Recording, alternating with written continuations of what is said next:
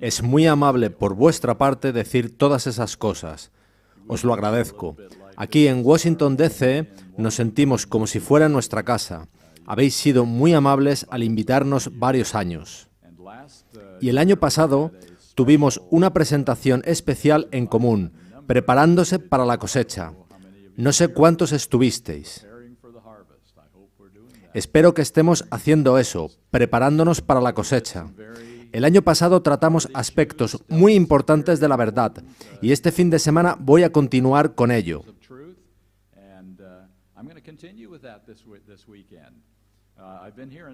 He estado aquí suficientes veces, ya conocéis mi mensaje fundamental, conocéis mi comprensión de la justicia por la fe, del espíritu de profecía y de otros temas, así que esta noche y mañana vamos a adentrarnos más allá de lo básico.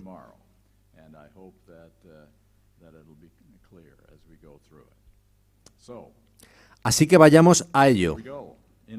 En octubre de 2007 se celebró una conferencia histórica en la Universidad de Andrews. El 50 aniversario de la publicación del libro Preguntas sobre Doctrina. 50 años han pasado ya. Y el objetivo de esta conferencia era evaluar el impacto que ha tenido ese libro en la Iglesia Adventista del Séptimo Día. En la conferencia hubo oradores tanto adventistas como no adventistas. Fue más que un simple análisis histórico, pues el libro Preguntas sobre Doctrina se había agotado y acababa de ser reeditado por la Universidad de Andrews con anotaciones explicativas editoriales. Amigos míos, este libro y sus problemas no van a desaparecer, pues tienen conexión directa con la misión y propósito de la Iglesia, con quiénes somos y con qué creemos. Así que los problemas no se acabarán muy pronto. Ahora, es interesante resaltar que esta conferencia en 2007 no se realizó con la bendición del entonces presidente de la Conferencia General, el pastor Jan Paulsen. Él dijo: este asunto puede potencialmente dividir la Iglesia. Él dijo no apoyar un nuevo reestudio de asuntos teológicos originalmente presentados hace 50 años en el libro Preguntas sobre Doctrina, particularmente en lo referente a la naturaleza de Cristo. Él dijo: simplemente no puedo imaginar una persona postmoderna en Europa o un hombre de negocios en Asia o Latinoamérica preocupándose un ápice más que un granjero en África sobre si Cristo tomó la naturaleza humana previa a la caída. Las realidades del mundo en el que vivimos tienen otras preocupaciones y prioridades que nos ocupan. Bien, yo diría que él entiende perfectamente que lo que más potencial tiene para dividir a los adventistas del séptimo día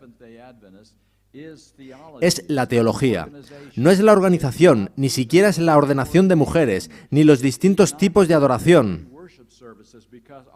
pues nuestra teología subyace a todas esas diferencias que tenemos. La teología es lo que forma nuestros fundamentos, nuestra razón de existencia. La razón por la que él no alentaba ese reestudio es porque ese libro comenzó un viraje en nuestra teología que se ha prolongado en los últimos 60 años en la Iglesia Adventista del Séptimo Día. En la última generación se ha ido abriendo un abismo entre distintas comprensiones del Evangelio de Jesucristo. Y él entendió correctamente que es virtualmente imposible reconciliar estas teorías. De manera que prefería dejar las cosas como estaban y mantener las apariencias de unidad en la teología adventista del séptimo día. Ahora, él está absolutamente en lo cierto cuando dice que a la gente en Europa, África o donde sea, no le preocupe ni un ápice la naturaleza de Cristo. Pero entonces, tampoco les preocupará un ápice qué día van a la iglesia o qué creemos sobre el santuario celestial. Nada de eso les importará. Tendrán otras cosas en que pensar. Que la gente no entienda las cosas no significa que no sean importantes. Solo significa cuán superficial es nuestro entendimiento. Tales cosas pueden ser tremendamente significativas para la futura dirección de la Iglesia. Es mi opinión que esa declaración del entonces líder mundial de nuestra Iglesia fue muy descuidada y carente de visión. Pongamos la conferencia en contexto. A finales de 2003, la Universidad de Andrews reeditó Preguntas sobre Doctrina, con anotaciones históricas y una introducción teológica hechas por George Knight, historiador muy conocido en el adventismo. El libro fue originalmente publicado en 1957, y esto es lo que dijo George Knight, que es quien quiso relanzarlo.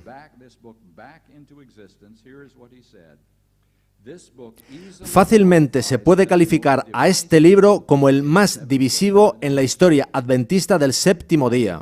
Es una declaración muy reseñable, pues hemos tenido libros divisivos, pero él dice que este supera a los demás. Todo comenzó cuando T.E. Unruh, presidente entonces de la Conferencia de Pensilvania Oriental, escribió una carta a Donald Grey Barnhouse, donde felicitaba a este por su programa de radio sobre justicia por la fe. Esto sorprendió mucho a Barnhouse, pues él pensaba que los adventistas éramos todos legalistas, que no creíamos en justicia por la fe.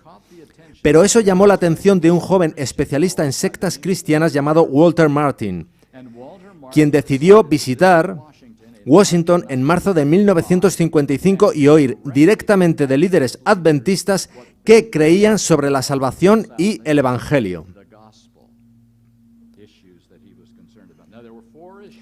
4 eran los asuntos más prioritarios para Walter Martin cuando fue a hablar con nuestros líderes. Él entendía que los adventistas enseñaban, número 1, que la expiación de Cristo no fue completada en la cruz. Él entendía, número 2, que nosotros creíamos que la salvación es el resultado de gracia más las obras de la ley. Número 3, que nosotros creíamos que el Señor Jesús era un ser creado. Y número 4, que Jesucristo participó de la naturaleza caída y pecaminosa del hombre. Esos eran los 4 asuntos principales que él quería discutir con los líderes mundiales de la Iglesia Adventista del séptimo día. Desafortunadamente, en todas las reuniones que tuvieron lugar entonces y que se extendieron por más de un año, Milian L. Andreasen, conocido como M.L. Andreasen, el más prominente teólogo y escritor adventista, en aquellos momentos y desde finales de los años 30, había sido excluido de los diálogos con estos líderes evangélicos. He aquí lo que George Knight dice sobre esto. Mirando hacia atrás, uno solo puede especular sobre un curso diferente de la historia adventista si Andreasen hubiera sido consultado para explicar la posición adventista sobre la expiación. Esa es una declaración increíble, que solo pueda especularse sobre un diferente curso de la historia adventista si él hubiera sido consultado para escribir el libro Preguntas sobre Doctrina. Tras estos diálogos aparecieron en número creciente editoriales y artículos en la revista Ministerio que se unieron a un muy reseñable y orquestado programa de reuniones de obreros por toda la división norteamericana promoviendo preguntas sobre doctrina, como el camino para unar pueblos evangélicos y adventistas del séptimo día que no se habían entendido muy bien y sacarnos a nosotros de la categoría de secta. Parecía ser un gran logro que Walter Martin, en su siguiente libro sobre sectas, no nos incluyera como tal.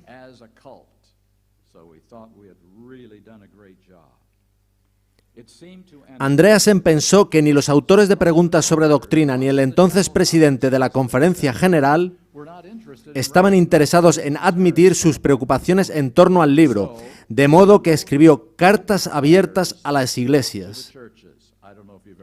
No sé si las habéis visto alguna vez, se llamaron cartas a las iglesias, escritas directamente a gente como vosotros o yo. Lo que puede no entenderse completamente es que Andreasen no estaba en desacuerdo con la mayoría del libro. Él pensaba que era un buen libro, pero en varias áreas clave él quedó muy frustrado, particularmente en los problemáticos asuntos de la expiación de Jesús en la cruz, su muerte en la cruz y lo que significa, y la naturaleza humana de Cristo. Esas eran sus principales objeciones al libro. Ahora, debemos identificar las presuposiciones de Barnhouse y Martin, líderes evangélicos.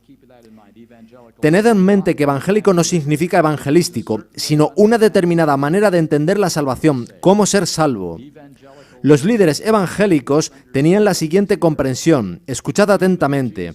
El Jesús humano para ellos era impecable. Ahora, ¿qué significa esa palabra impecable? Significa incapaz de pecar. Jesús no podía pecar porque era Dios.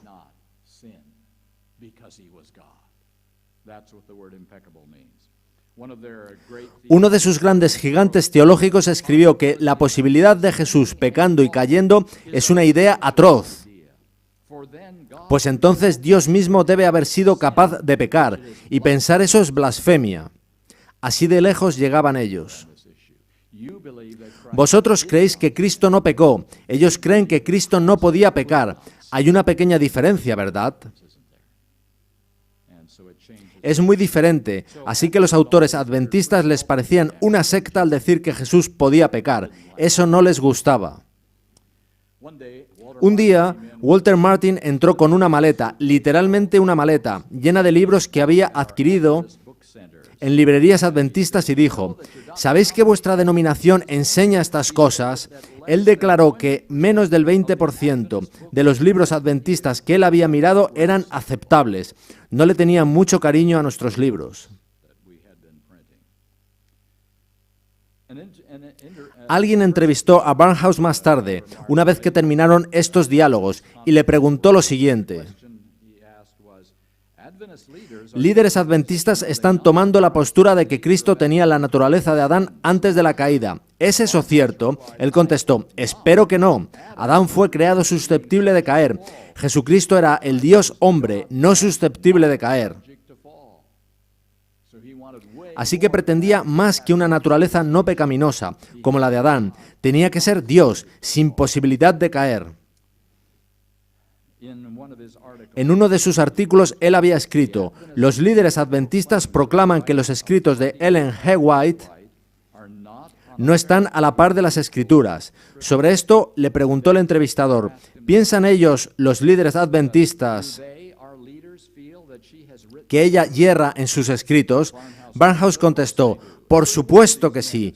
Todos ellos me lo han dicho. Todos ellos. Ella simplemente fue una buena mujer, que fue grandemente bendecida y que se equivocó frecuentemente. Entonces le preguntó: ¿y no piensa usted que el pastor Fromm y demás creían que ella era una verdadera profetisa? Barnhouse respondió: por supuesto que no. Ahora, yo creo honestamente que él se equivoca ahí, que nuestros líderes la consideraban de veras una verdadera profetisa, pero esa es la impresión que él recibió de ellos. Así es como él salió de esos diálogos. La percepción es muy importante, ¿verdad? Y Barnhouse reaccionó así. Barnhouse dijo también: veámoslo muy positivamente, los líderes que han escrito este libro se han apartado de la posición tradicional del movimiento adventista del séptimo día. Si se llegara a la conclusión de que no ha habido cambio en el adventismo, habríamos de tildarlos de anticristo. Así que él trataba de decir que los adventistas simplemente cambiaron su teología en los diálogos mantenidos. Y tras todos los esfuerzos que hicimos para ser amables con ellos, escuchad lo que dijo Barnhouse. Odio el sábado como día de reposo. Lo odio porque Cristo lo odia. Creo que no se nos dio muy bien el convencerlos sobre el sábado. En una ocasión, mientras daba un sermón, golpeó la palma de su mano con el puño y dijo: en el nombre de Jesucristo, yo maldigo ese séptimo día de reposo. Así que ese es el hombre del que intentamos hacernos amigos, el hombre al que tratamos de influir para marchar juntos. Por cierto, por si no está claro, este es un estudio histórico, no un estudio bíblico, el cual haremos mañana. Lo de hoy es un estudio histórico de estos 50 años de adventismo. Flotando sobre esta nebulosa teológica se generó la siguiente pregunta. Había una aprobación denominacional del libro Preguntas sobre Doctrina que estaba circulando por todo el mundo. Andreasen dijo: Preguntas sobre Doctrina es una traición para ganar reconocimiento de los evangélicos. Ahora, George Knight, recordad que fue quien impulsó la reedición del libro, observó esto. Desafortunadamente, parece haber elementos de traición en la manipulación de los datos y en las falsedades pasadas a Barnhouse y Martin. Habla de falsedades que se pasaron, y lo dice una persona que defiende el libro. Tened eso en cuenta. Él añadió, eso causaría un desastre en las filas adventistas en los años subsiguientes. El adventismo oficial pudo haber ganado el reconocimiento del mundo evangélico de ser cristiano, pero en el proceso se había abierto una brecha que no ha sido sanada en los últimos 50 años y que podría no sanar nunca. ¿Cuánta razón tiene? Esa brecha que comenzó en los años 50 se ha hecho más y más grande. Y todos observamos los resultados en cosas que a veces ni siquiera reconocemos. La brecha no sanará, por supuesto que no. Lo que parece ser un tácito y más profundo problema en cuanto a preguntas sobre doctrina es lo que no se dijo a Martin y Barnhouse. Ambos eran estudiosos reconocidos.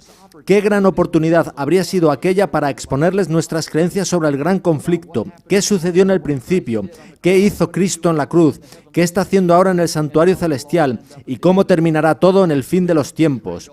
Podríamos haberles presentado todo ese material tal y como lo habíamos creído durante 100 años por entonces, en la Iglesia Adventista del Séptimo Día. ¿Recordáis a Ezequías? En Babilonia oyeron de su sanación, y especialmente del sol siendo cambiado sobre el reloj de sol. Y vinieron a descubrir qué sucedía en Israel. ¿Qué les mostró Ezequías? Los tesoros del templo, por lo cual fueron incitados a volver y robarlos. Eso hizo en vez de compartirles al Dios del cielo, al Yahvé del cielo, que gobierna el universo. El problema fundamental en 1955 y 1957 fue que los participantes trataron inconscientemente de aunar dos sistemas teológicos diferentes sin darse cuenta de a dónde conducía cada uno. Cuando adventistas del séptimo día tratan de recubrir el adventismo con un modo de pensar evangélico, creo que deberían saltar alarmas y luces rojas, pues ambos sistemas no casan, no dicen lo mismo, son diferentes. Hubo dos historiadores que escribieron, preguntas sobre doctrina levantó incertidumbre sobre lo que los adventistas realmente creían. Eso hizo de la época que siguió la más inestable de la historia de su iglesia. En los años 50 yo era solo un niño, pero sí conocí los años posteriores. Y los años 70 y 80 fueron un periodo muy desestabilizador en el Pacific Union College y en el adventismo también. Un grupo de líderes prominentes en Loma Linda, California, firmó la siguiente muy inequívoca declaración.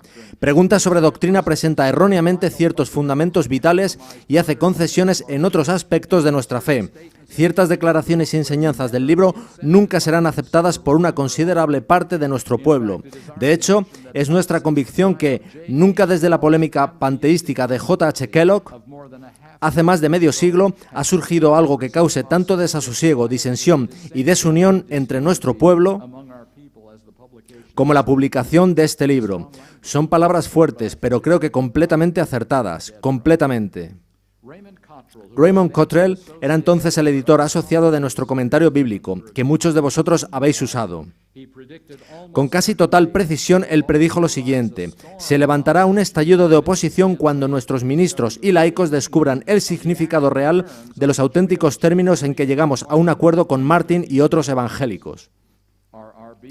R.R. Beach, uno de nuestros líderes en Norteamérica entonces, predijo que nos vendría un desastre semejante a un tornado. Theodore Karchich, presidente entonces de la Central Union Conference, dijo que preguntas sobre doctrina era un ingenioso y sutil intento de minar las doctrinas fundacionales de los adventistas del séptimo día. Cottrell fue incluso más profético, dijo, asegurémonos de no escribir nada en el libro propuesto que nos haga avergonzarnos durante 50 años. Obviamente, los adventistas del séptimo día tenemos gran dificultad en armonizar nuestra comprensión de la salvación con nuestros amigos calvinistas. Calvinista es otra palabra para evangélico. El calvinismo fue iniciado por Calvino y lo heredaron las iglesias protestantes, independientemente de los artificios lingüísticos que intentemos. Bien, volvamos a aquellos 4 puntos en los que Walter Martin estaba interesado. Quiero abordar cada uno de ellos. El primer punto es que nosotros enseñábamos que la expiación no fue completada en la cruz. Para la mente evangélica, hemos de entender esto: todo lo concerniente a la salvación fue completado con la muerte de Cristo. Nada más ha de decirse o hacerse. El Antiguo Testamento versa en gran manera sobre un fallido sistema de salvación por obras, descartado, no funcionó. Dios comenzó de nuevo con un nuevo pacto de la gracia, de modo que nos centramos en el Nuevo Testamento y el nuevo pacto de la gracia. Nada más importa, excepto quizás el cumplimiento de algunas profecías del Antiguo Testamento acerca de Israel recuperando su poder. La respuesta adventista que satisfizo a Martin fue que la expiación fue completada en la cruz y que, desde entonces, Cristo ha estado ministrando los beneficios de tal expiación desde el santuario celestial. Completado en la cruz y ministrando los beneficios de esa expiación completada. De hecho, la página 264 en Preguntas sobre Doctrina dice específicamente: la expiación fue completada en la cruz para el pecador. Y, amigos míos, yo espero que comprendáis que esta no es en absoluto la posición adventista del séptimo día. Nunca hemos creído eso, y yo espero que no lo creamos ahora. Los adventistas siempre hemos creído que el nuevo pacto de la gracia no comenzó cuando Jesús murió en la cruz, sino que comenzó en Génesis 3:15 con la promesa de un Redentor que derrotaría a Satanás, de forma que, desde entonces, cualquiera que por fe creyera en la sangre derramada por el Cordero que representaba a Jesucristo, sería salvo por fe, por gracia. Eso es lo que siempre hemos creído nosotros. Sí, la promesa fue ratificada, legalizada, cuando Cristo murió en la cruz, de forma que ahí se completó la fase de la expiación correspondiente al sacrificio. Pero la expiación, amigos míos, no se completará hasta que toda rodilla se doble y toda lengua confiese que Jesucristo es el Señor, pues ese es el plan de esa una mente. ¿Qué es lo que la palabra expiación significa realmente? Hacer todas las cosas una de nuevo. El santuario muestra esto bien claramente. Bastaría con profundizar en lo que enseña el santuario. El altar de la ofrenda quemada era una parte esencial del ritual diario y apuntaba claramente a la muerte de Cristo en la cruz. Pero eso estaba incompleto hasta que en el día de la expiación se borraba todo pecado del campamento, lo cual no se hacía en el patio exterior, sino en el lugar santísimo. Ambas fases eran necesarias para completar la expiación. Los adventistas siempre hemos creído que la muerte de Cristo fue el primer paso del proceso expiatorio, el cual se completará en la última generación con el sellado de los 144.000 y el cierre del tiempo de gracia. Y a esto lo hemos llamado la expiación final o bien la purificación del santuario. Siempre hemos creído eso. Y, por cierto, esta creencia es totalmente distintiva del adventismo del séptimo día. Jamás la escucharéis fuera. Esta respuesta habría sido totalmente inaceptable para Walter Martin y para el mundo evangélico, de modo que la escondimos de ellos para que pensaran que estábamos de acuerdo con ellos y nos aceptaran como hermanos cristianos. La progresión de la expiación puede incluso verse en las 3 caídas de Satanás. Primero fue exiliado del cielo, eso fue tan solo un exilio, pero después, en la cruz, él perdió su capacidad de persuadir a los ángeles y a los mundos no caídos, pues perdió su credibilidad en la cruz. Pero no será completamente derrotado hasta ser encadenado por 1000 años y que todo termine para él. Ahí la vemos también. El asunto no es que Cristo esté ministrando los beneficios en el lugar santo, sino que está completando la expiación en el lugar santísimo. De eso se trata. Y sabéis que hoy en día hay desacuerdos sobre eso entre adventistas. Bien, ese fue el punto 1. Nosotros no creemos que la expiación se completara en la cruz. Walter Martin tenía razón. El punto 2 es que él decía que nosotros enseñábamos que la salvación es por gracia más obras. Ese es muy fácil de contestar, mostrando que nunca hay mérito en las obras, nunca ganan la salvación. sino que siempre son un don de la gracia, y la gracia siempre obra, siempre. Por lo que actos de obediencia son el resultado natural de recibir la gracia de Jesucristo. Pero eso resultaba complicado para el esquema mental evangélico, incluso diciéndolo de ese modo, pues para ellos los actos u obras de obediencia no son una condición ni son necesarios para salvación, pues se puede ser salvo pecando. Así que el punto 2 fue duro.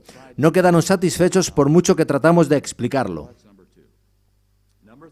El punto 3 era que creían que enseñábamos que Jesús era un ser creado.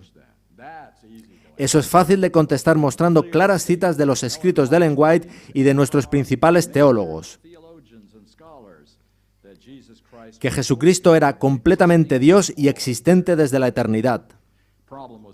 El problema era que varios de nuestros pioneros creían que Jesús tuvo un comienzo en algún momento en el tiempo, que Él había sido traído a la existencia por el Padre.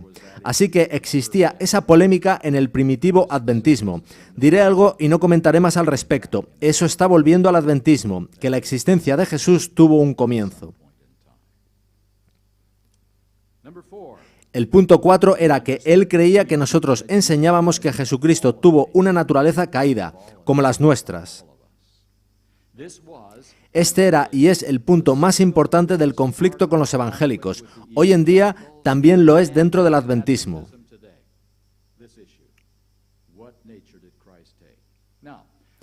No voy a entrar en eso ahora. Ya he tratado el asunto en esta iglesia en anteriores ocasiones. Hay algo que no se trata a menudo, al menos nunca lo oí. Yo se lo debo a alguien que profundizó en algunas citas y voy a compartirlas con vosotros. Es sobre la palabra gracia, solo sobre esa palabra. Estad atentos, es importante. Vamos a ver dos cartas de varios individuos que llegaron a la revista Ministry. La primera dice: una naturaleza espiritual sin pecado que poseía Cristo le capacitaba para obedecer perfectamente la ley de su Padre, mientras que todos los otros seres humanos, siendo de naturaleza pecaminosa, viven bajo el nuevo pacto, necesitando de gracia para salvarse. Así que nos dice que Cristo no necesitaba de gracia, puesto que Él tenía poder en su naturaleza no pecaminosa para ser obediente y vivir como los ángeles. Segunda carta. Tengo una pregunta. ¿Jesús no tenía que depender de la gracia para resistir el pecado como nosotros? Si Él hubiera tenido dentro de sí el poder innato para resistir el pecado, no habría derrotado a Satanás en nuestras mismas circunstancias. Dos cartas, una dice una cosa y la otra lo opuesto. Así que he aquí la cuestión. ¿Necesitaba o recibía gracia Cristo tal y como nosotros? Esa es la cuestión. Voy a leer una serie de citas y vosotros decidiréis si Él necesitaba o recibía gracia. La primera es de Hechos de los Apóstoles, página 56. Para el obrero consagrado es una maravillosa fuente de consuelo el saber que aun Cristo, durante su vida terrenal, buscaba a su Padre diariamente en procura de nuevas provisiones de la necesaria gracia. Contemplad al Hijo de Dios, fortalece su fe por la oración y por la comunión con el cielo acumula en sí poder para resistir el mal. Vayamos con otra, en Testimonios volumen 1, páginas 1339 y 1340. Jesús, considerado como hombre, era perfecto y sin embargo crecía en gracia. Y cita Lucas 2:52. Y Jesús crecía en sabiduría y en edad, y en gracia para con Dios y los hombres. De modo que Él crecía en gracia. Palabras de vida del Gran Maestro, página 139. Diariamente recibía un nuevo bautismo del Espíritu Santo. En las primeras horas del nuevo día, Dios lo despertaba de su sueño y su alma y sus labios eran ungidos con gracia. Carta 159 de 1903. Él buscaba fuerza para encontrarse con el enemigo, para asegurar que recibiría gracia, para desempeñar todo a lo que se había comprometido en nombre de la humanidad. Así que no creo que haya ninguna duda al respecto, ¿verdad? Jesús necesitaba y recibía gracia. No puede estar más claro. Review and Herald del 1 de abril de 1902. Él ha hecho provisión abundante para que cada alma tenga gracia y fuerza para más que vencer en la guerra contra el pecado. Él, Cristo, vino a este mundo y vivió una vida sin pecado que, En su poder, su pueblo también puede vivir. Él desea que ellos, al practicar los principios de la verdad, muestren al mundo que la gracia de Dios tiene poder para santificar el corazón. Necesitamos la gracia si queremos tener la opción de tener victoria sobre el pecado. Y Jesús mostró el camino. La maravillosa gracia de Dios, página 230. No espera nada de sus discípulos para lo cual no esté dispuesto a darles gracia y fortaleza a fin de que puedan realizarlo. No les pediría que fueran perfectos si junto con su orden no les concediera toda perfección de gracia a aquellos sobre los que confiere un privilegio tan elevado y santo. Jesús no reveló cualidades ni ejerció facultades que los hombres no pudieran tener por la fe en Él. Bien, esas son las citas. Analicémoslas ahora un poco. Esta es otra cita de Mi vida hoy, página 100. Escuchad atentamente. Nunca hubiéramos aprendido el significado de esta palabra gracia si no hubiéramos caído. Si Adán y Eva no hubieran caído, nunca sabríamos de la gracia. Dios ama a los inmaculados ángeles, que están a su servicio y son obedientes a todos sus mandamientos, pero no les otorga su gracia. Esos seres celestiales no tienen el más mínimo conocimiento de la gracia.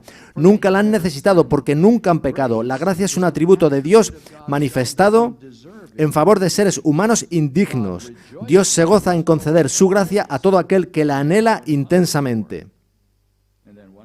Veamos otra cita en la maravillosa gracia de Dios, página 129. De acuerdo con el determinado consejo de Dios, el hombre debía ser creado dotado con la facultad de cumplir la voluntad divina. Así que fijaos atentamente, la gracia no era necesaria para los ángeles, no era necesaria para Adán y Eva, pues ellos tenían poder inherente en su naturaleza para ser obedientes. Para ellos era como comer o respirar. Era natural, sencillo. La gracia la necesitamos los hombres y mujeres caídos. De hecho, es nuestra única esperanza. Porque no tenemos poder para obedecer. No podemos obedecer con naturalezas caídas. La gracia solo es necesaria y solo es dada a aquellos que no tienen otro modo de obedecer. Así que fijaos atentamente. La gracia es para la naturaleza caída. El poder es para la naturaleza no caída. Así lo diseñó Dios. Si eres caído, necesitas gracia. Los otros mundos o los ángeles no la necesitan, tienen poder. Digámoslo de nuevo para que quede bien claro. La gracia es nuestra única esperanza para obedecer en naturaleza caída, pues no hay poder en nuestra naturaleza caída. Y recordad que leímos que Jesús no utilizó poderes que el hombre caído no pudiese tener, lo cual significa que Jesús no tenía el poder de los ángeles o de Adán antes de su caída. Así que hay evidencias concluyentes, sin posibilidad alguna de malinterpretación, de que Jesús necesitó y recibió gracia. No cabe lugar a la duda, y puesto que los únicos que necesitan gracia son seres humanos caídos, ¿no queda totalmente claro que era la naturaleza humana caída de Jesús la que necesitaba aportes diarios de gracia? Si hubiera tenido la naturaleza de Adán, no habría necesitado gracia en absoluto. Su propia naturaleza tendría poder. Así que tan solo esa simple palabra, gracia, es para mí una de las más poderosas evidencias de que Jesús tomó nuestra naturaleza y fue tentado como nosotros, y necesitaba gracia del Padre tal y como nosotros. He aquí algunas de las declaraciones erróneas que he encontrado en preguntas sobre doctrina. Aunque nacido en la carne, Cristo era, no obstante, Dios, y estaba exento de las pasiones y contaminaciones heredadas que corrompen a los descendientes naturales de Adán. Era sin pecado no solo en su conducta exterior, sino en su misma naturaleza. Era sin pecado en su vida y en su naturaleza. Esa era la posición de preguntas sobre doctrina. Ahora, es interesante que cuando Preguntas sobre Doctrina dejó de ser publicado en los años 70, comenzamos a publicar un nuevo libro llamado Los Adventistas del Séptimo Día creen. Y algo de esa posición se introdujo en el nuevo libro. He aquí lo que decía. Estaba libre de corrupción hereditaria. De acuerdo con esa cita, Jesús tomó nuestras debilidades hereditarias físicas, pero no las morales.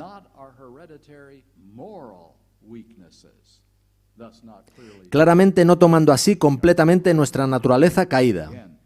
El libro también decía, tomó la naturaleza del hombre en su condición caída, no en su pecaminosidad. Preguntas sobre doctrina decía sobre la expiación. Cuando se escucha decir a un adventista, o se lee en literatura adventista, incluso en los escritos de Ellen G. White, que Cristo está haciendo expiación ahora, debe entenderse que lo que simplemente queremos decir es que Cristo está haciendo ahora aplicación de los beneficios del sacrificio expiatorio que hizo en la cruz. Eso es lo que exactamente dijimos a Barnhouse y Martin, que él concluyó la expiación en la cruz y simplemente estaba ministrando esos beneficios para nosotros hoy. Y ellos lo aceptaron. Ahora, cuando el proyecto del nuevo libro Los Adventistas del Séptimo Día creen estaba listo para ponerse en marcha, la persona a quien se eligió para escribir el borrador original era un profesor del Southern College llamado Norman Galley. Veamos lo que él decía. Cristo tomó la naturaleza espiritual del hombre previa a la caída y la naturaleza física del hombre posterior a la caída. La naturaleza espiritual de Adán y nuestra naturaleza física. Esa era su solución al problema. Entonces confirma el pecado original. No hemos de cometer error alguno para hacernos pecadores. Ya nacemos así. Sobre el juicio dice, el juicio previo al advenimiento se centra principalmente en nuestra aceptación de la vida y muerte sustitutivas de Cristo, más que principalmente en nuestras vidas. Así que Dios no va a evaluarnos, solo va a decidir si hemos aceptado a Cristo. Eso es todo sobre lo que trata el juicio. Bien, afortunadamente su manuscrito fue rechazado y recomenzado de cero. Hubo mejoras, pero no completamente. Ahora, un aspecto de preguntas sobre doctrina nunca discutido hasta 2007, hasta donde yo sé, es el intento de introducir el pecado original en la teología adventista. Recordemos que la doctrina del pecado original dice que estamos en un estado condenado y perdido porque heredamos naturalezas caídas y somos hijos de Adán. Por eso somos condenados. Por heredar una mala naturaleza y ser hijos de Adán, por nacer en estado de pecado.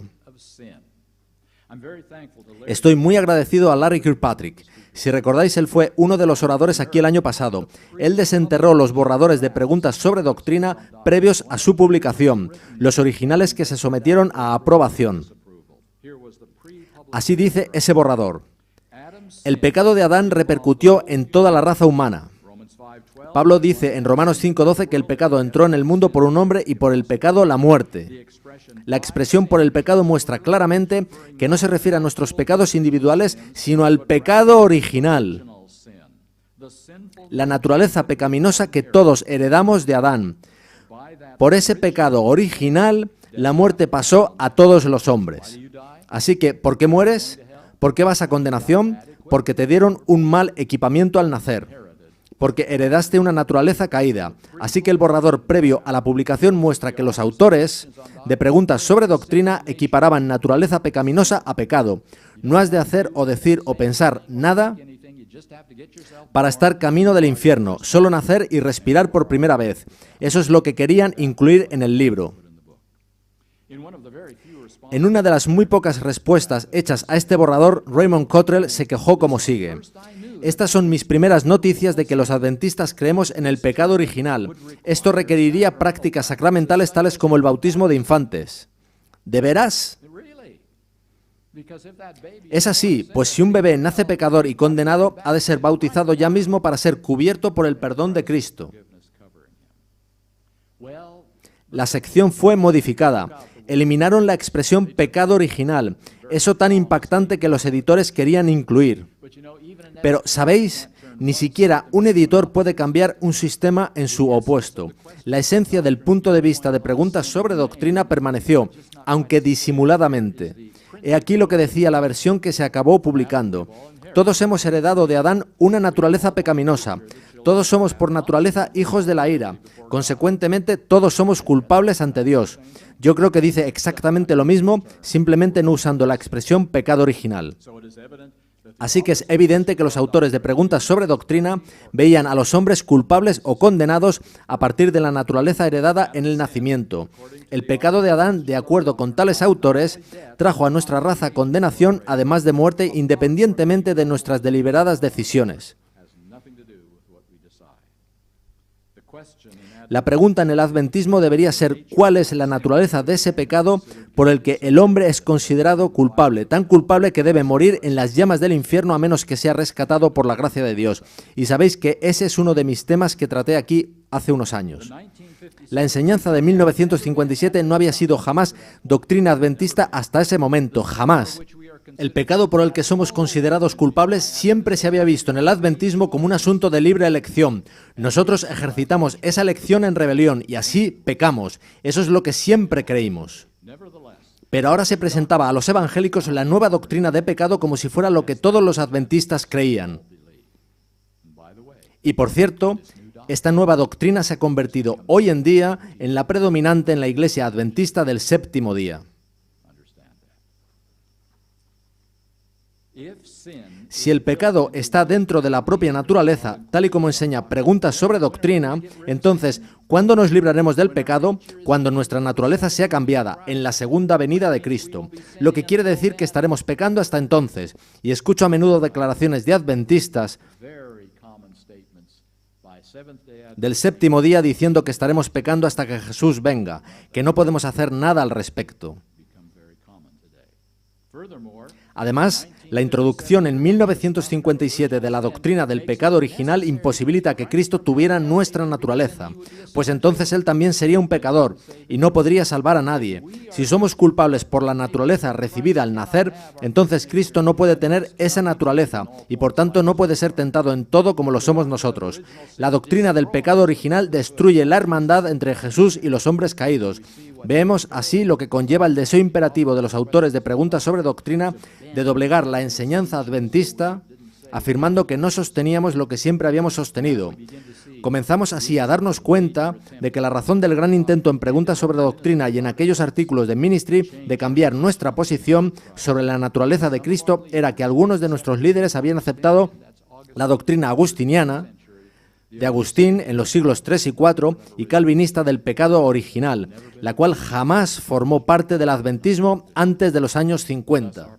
Así, nuestras posiciones sobre la naturaleza de Cristo y la posibilidad de no pecar en la última generación, gracias a la expiación final, tenían que ser radicalmente corregidas. No se podía enseñar eso por más tiempo, y la batalla sobre estos asuntos no ha cesado en los últimos 50 años y no va a cesar en los 50 siguientes, si es que el Señor no viene antes. Ni siquiera quiero pensar en esa posibilidad. Por eso se tuvo la conferencia sobre Preguntas sobre Doctrina a pesar de la oposición del presidente Paulsen.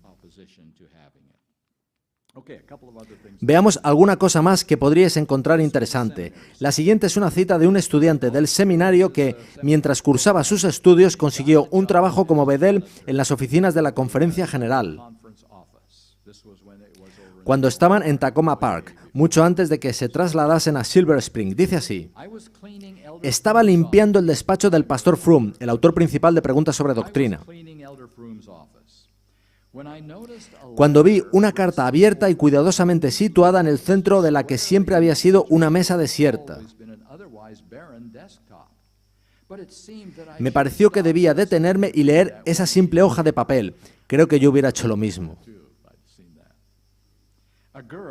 Una chica acababa de aceptar de corazón el mensaje adventista y se había bautizado.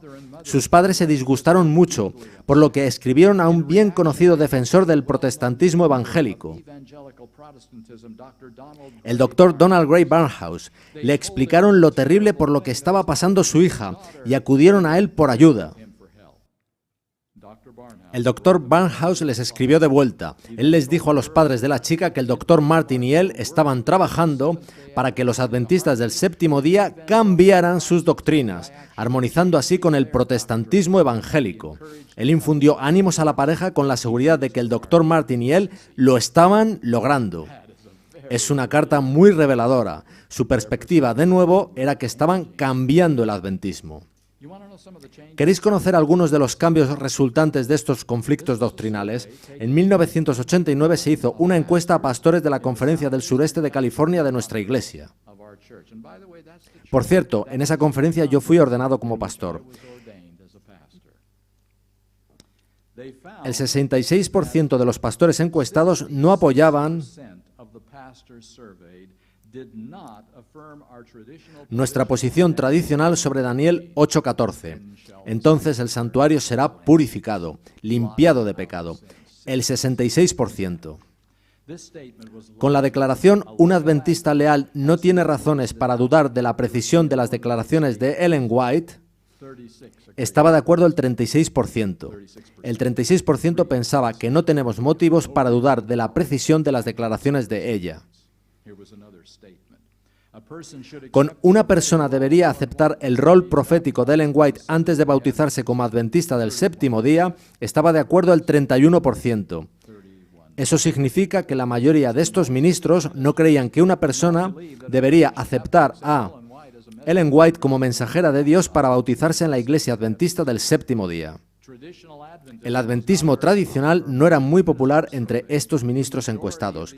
La mayoría de las respuestas corresponderían a lo que se ha llamado adventismo evangélico, al menos el 60%.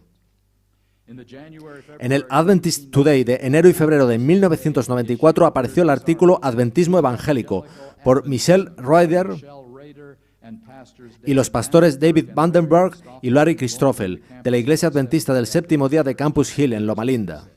Decía lo siguiente: en 1957, con la publicación de preguntas sobre doctrina, líderes denominacionales clarificaron qué corriente teológica representaba el adventismo del séptimo día oficial. Entre las posiciones teológicas sostenidas en preguntas sobre doctrina están que Jesucristo tomó una naturaleza humana no pecaminosa y que la expiación de Jesucristo para la salvación de los pecadores fue concluida en la cruz.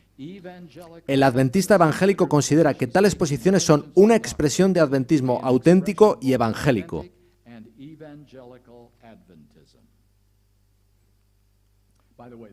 Por cierto, esa expresión adventismo evangélico apareció por primera vez en referencia a los adventistas del séptimo día en el primer número en 1980 de una revista titulada Evangélico, una publicación para adventistas evangélicos.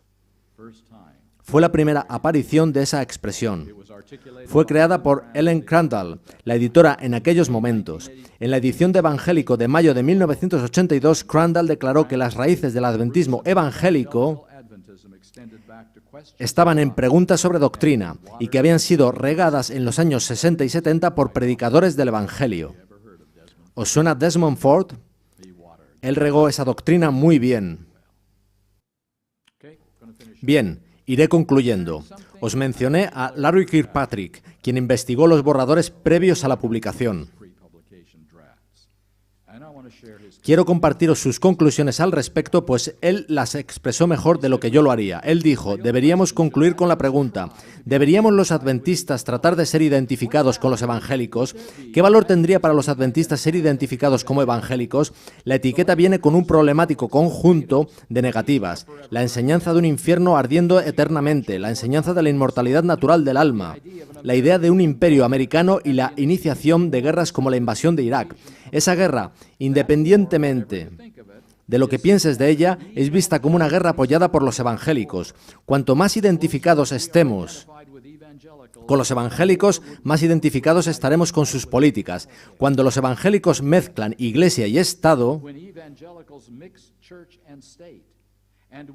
y nosotros buscamos identificarnos con los evangélicos, perdemos nuestro elevado fundamento de neutralidad política.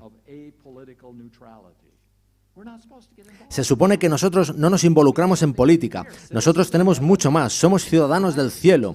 Estados Unidos es temporal y nosotros perdemos ese fundamento cuando nos involucramos con los evangélicos, ondeando la bandera y reclamando los 10 mandamientos. Yo estoy de acuerdo con restituir los 10 mandamientos, pero no es nuestro objetivo principal ese, restituirlos en las escuelas, en los tribunales y en el país. He aquí una pequeña muestra de libros disponibles en Amazon, solo los títulos. El escándalo de la conciencia evangélica, el gran desastre evangélico, el escándalo de la mente evangélica. Todos son títulos de libros, 2 más. La tragedia de la concesión, el nuevo evangelicalismo. ¿Sabéis? Creo que ser evangélicos no nos está poniendo en la mejor compañía, al menos en algunos aspectos. Algunos adventistas se cuestionan el valor de estar demasiado estrechamente identificados con los evangélicos. ¿Y sabéis qué? No solo adventistas. Uno de los académicos que vinieron a la conferencia de 2007 en Andrews era un evangélico. Escuchad lo que dijo. Yo apelaría al adventismo a explorar sus propias fuentes para adquirir entendimiento. Esto es ciertamente un llamamiento más elevado que los esfuerzos por integrarse a la tradición evangélica que parecían dominar diálogos tales como los de preguntas sobre doctrina. Me temo que el adventismo pueda vender su herencia por un plato de lentejas. Lo dice un evangélico. Mirad hacia adentro, no busquéis fuera la verdad, encontradla por vosotros mismos. La conclusión de Larry Kirkpatrick sigue así. Preguntas sobre doctrina fue un error, pues erigió un nuevo adventismo cuando el existente había sido dado por Dios. Preguntas sobre doctrina fue un error porque no decía la verdad sobre lo que creíamos los adventistas del séptimo día. A mediados de los años 50, pocos en las bancas adventistas creían lo que decía Preguntas sobre doctrina. Barnhouse y Martin sabían que Preguntas sobre doctrina no cuadraba con el adventismo anterior. El poder del adventismo se encuentra en las dos T's, terminación y transformación. El mensaje adventista del séptimo día es completamente sobre terminación, el fin del pecado y de pecar, el fin del sufrimiento y del mal. Nuestro mensaje es también sobre la otra T, transformación. Esto es otro ataque al pecado. Dejar las cosas como están es inaceptable. Fortalecidos por la gracia ayudadora de Dios, somos cambiados aquí y ahora. El Evangelio es poder de Dios para salvación. Transformación y terminación son las fortalezas del adventismo previas a preguntas sobre doctrina. Preguntas sobre doctrina mina aquello mismo que suponía estar ayudando. Sigue diciendo Larry, y así, ¿a dónde vamos? La Iglesia está terriblemente dividida en estos asuntos. Ambos bandos están demasiado separados. Estamos divididos por aspectos muy básicos concernientes a la autoridad de los escritos inspirados. Estamos en una separación prácticamente acordada y, sin embargo, todo esto podría haber sido muy diferente. Andreasen estaba en lo cierto hace 50 años cuando escribió: algunos de nuestros hermanos, para aparentar ortodoxia, han hecho concesiones en nuestra posición. Yo desafío su derecho a comprometer a la denominación y protesto. El espíritu de protesta nunca ha cesado. El adventismo previo a preguntas sobre doctrina brilla hoy con energía. El futuro de la misión y mensaje adventista del séptimo día es brillante. Una ola fresca y vigorosa de gente joven se está desarrollando en el pueblo común. Muchos de estos enérgicos adventistas son motivados por una comprensión muy similar a la que iluminó los escritos de M. L. Andreasen. Es el adventismo previo a preguntas sobre doctrina. Está vivo y sano. Una armada de gente joven con fe en Dios y confianza en las Escrituras está preparada evangelísticamente. Es más, ellos defienden la plena inspiración y autoridad de los escritos de Ellen White. Aprenden, crecen, son formidables. Un día, pronto, Dios dirá: aquí están los que guardan los mandamientos de Dios. Al final, Dios gana. Y el mensaje del tercer ángel resulta ser verdad. La victoria sobre el pecado resulta ser justamente lo que la Biblia decía. Al final, resultó que la misión de esta comunidad de fe era verdaderamente la que el cielo le asignó. Yo creo que Dios triunfará y que la verdad triunfará con Él. Y si nosotros estamos con la verdad, triunfaremos con Él. Satanás está haciendo todo lo posible para desacreditar, destruir y mitigar las verdades supremas del movimiento adventista del séptimo día que Dios trajo a la existencia hace 150 años. No permitamos que eso suceda. Os pido que nos arrodillemos para quien sea posible para cerrar la reunión de esta noche.